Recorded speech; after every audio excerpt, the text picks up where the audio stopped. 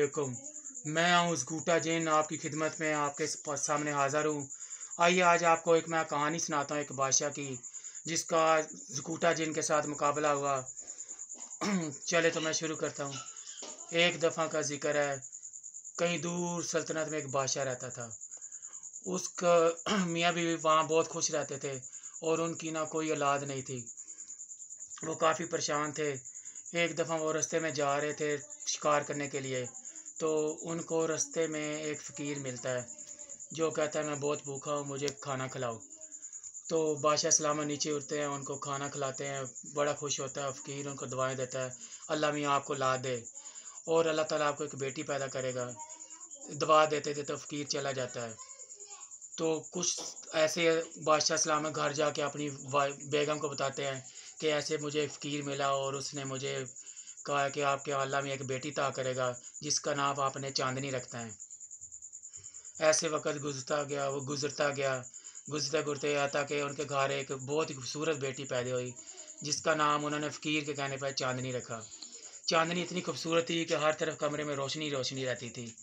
क पूरे महल में उन्होंने जब बेटी पैदा हुई, पूरे महल में उन्होंने समा रखा, खुशी थी, हर तरफ नग़्मे गुनगुनाए जा रहे थे, सारे लोग बड़े खुश थे, बच्चे तक खुश थे। हत्ता कि पूरे इलाके में मुनादी करा दी गई कि फ़लाँ बादशाह के घर बेटी पैदा हुई है, तो पूरा इलाका जो इकट्ठा हुआ वहाँ पर बड़ी खुशी मनाई गई, देगें चढ़ाई गई, लंगर पका वगैरह पका, जो सब वहाँ खुशी से खा पी के चेंज चले गए। ऐसे वक़्त गुज़रता गया तो और बेटी जो है आहिस्ता-आहिस्ता 5 साल की हो गई, तो बहुत ही खूबसूरत थी। तो जो भी उसे देखता इतना खुश होता है, वो उसका दिल करता कि काश ये हमारी बेटी होती, लेकिन वो बादशाह की बेटी थी, बहुत ही खूबसूरत थी, चाँद से भी ज़्यादा खूबसूरत। इसलिए तो उसका नाम उन्होंने चाँदनी रखा। एक दिन उसका दिल आया कि मैं 5 साल से अपने महल में मौजूद हूँ, क्यों ना मैं अपनी सहेलियों के साथ बाहर जाऊँ खेलने के लिए।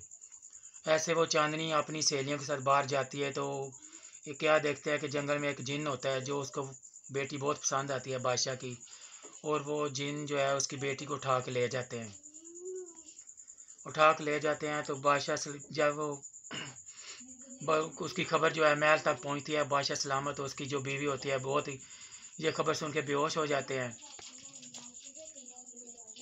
बेहोश हो जाते हैं तो बड़ा वो जो भी जितने भी तबीब वगैरह थे उन सबको बुलाया जाता है ताकि बादशाह सलामत का इलाज किया जाए। तबीबों ने इलाज किया, बादशाह होश में आता है तो कहता है, मेरी बेटी, मेरी बेटी।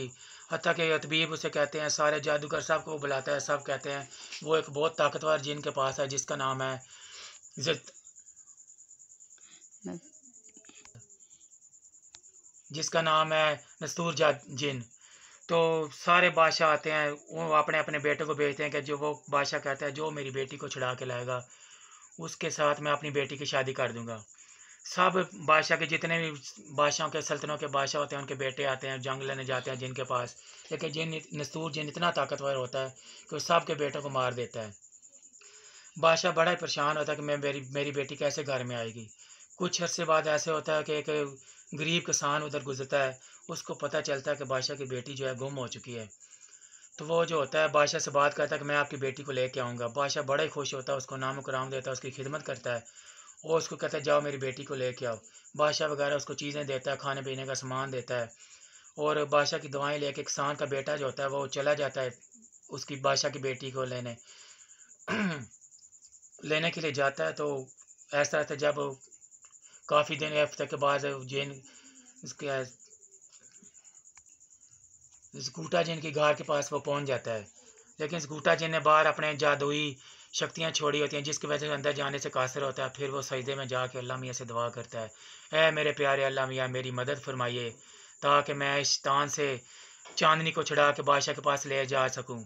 अल्लाह मियाँ ऊपर से उसकी मदद करता है, शवाएँ सारी ख़त्म हो जाती हैं और किसान का बेटा अंदर जाता है और जिन से लड़ता है, जिसके ऐसा होता है कि जिन जो होता है मर जाता है और किसान का बेटा जो है चांदनी बेटी को लेके बादशाह के पास आता है।